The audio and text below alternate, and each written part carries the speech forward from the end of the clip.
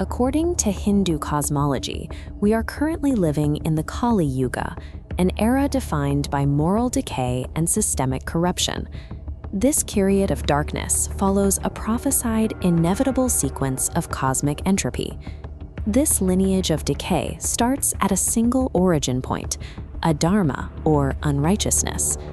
The infection spreads downwards as a dharma unites with illusion, producing greed and anger. These branches finally converge into one devastating consequence: the demon Kali, the physical embodiment of this dark age.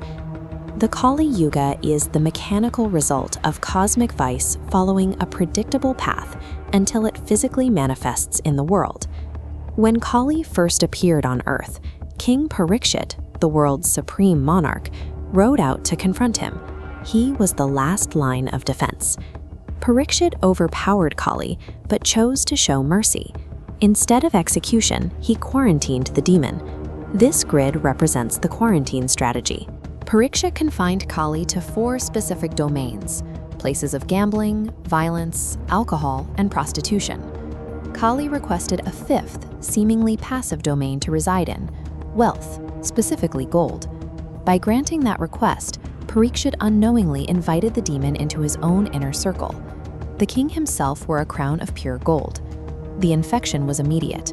Under Kali's influence, the king committed a sudden, uncharacteristic sin, insulting a meditating sage with a dead snake, triggering a curse that ended his life 7 days later. Parikshit's death broke the cosmic seal. Systemic collapse began with the corruption of a single leader, allowing the infection to spread to the entire world. Free from quarantine, Kali's influence accelerates. Rulers prey on their own citizens, the earth fails to produce grain, and human life expectancy drops toward a mere 16 years. The degradation reaches a point where the cosmic system can no longer self-correct.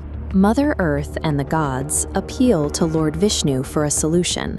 Vishnu's response provides a direct blueprint for a hard reset. He promises to personally incarnate into the physical world to wipe the slate clean. He will be named Kalki, born in the village of Shambhala to pure, righteous parents, avoiding the corrupted bloodlines of the era. Unlike previous incarnations that came to teach or preserve, Kalki is built exclusively for eradication and total war. Destroying a systemic infection this deep requires specialized preparation. Kalki trains under the immortal warrior sage Parshurama, a master who had previously purged the world of corrupt kings. His curriculum is divided into 2 pillars. He masters the Vedas to intellectually dismantle false ideologies, and 64 martial arts to physically destroy corrupt rulers. For his final weapons, Kalki seeks out Lord Shiva to acquire tools capable of cosmic-scale destruction. Shiva grants him 3 specific boons: a white horse with the speed of lightning, an all-knowing parrot for intelligence, and a radiant sword named Ratnasaru. Kalki acts as the specific systemic countermeasure to the genealogy of sin that started the Kali Yuga. The prophecy leads to a final purge. Kalki rides out to dismantle the corrupted ruling class and destroy the demon Kali. Kalki's mission terminates the current broken cycle, allowing the cosmic timeline to restart. With Kali destroyed, the world transitions into the Satya Yuga, an age where truth becomes the standard once again, and the Earth's natural abundance returns. The Kalki prophecy is the universe's ultimate failsafe.